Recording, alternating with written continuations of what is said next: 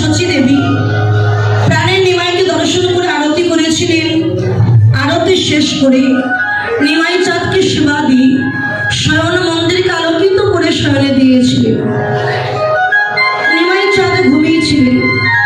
এমন সময় আকাশে যে পূর্ণিমার পূর্ণ চাঁদের উদয় হয়েছিল, সেই চাঁদের কিরণ রশ্মি গোবাক্ষের দ্বারটিকে উদ্ঘাটন করে দিয়ে, গোবাক্ষ মানে জানালা, জানালা দ্বারটিকে ভেদ করে দিয়ে চাঁদের জ্যোতি নিমাই চাঁদের বর্ণমণ্ডলে এসে পড়েছে।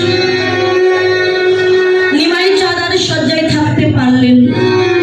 শয্যা মন্দিরকে পরিত্যাগ করে একাকিনী নবদ্বীপের পথ দিয়ে মহাপ্রভু যাত্রা করেছে। দেখলেন নবদ্বীপের অতি অপূর্ব শোভা, অসংখ্য কুসুম দল পুষ্পিত হয়েছে।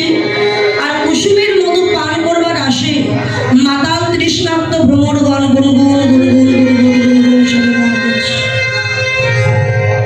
সেই গুঞ্জন ধ্বনি শ্রবণ করে মহাপ্রভু একাকিনী সুরধুনী গঙ্গার কিনারায় গিয়ে দাঁড়িয়েছে।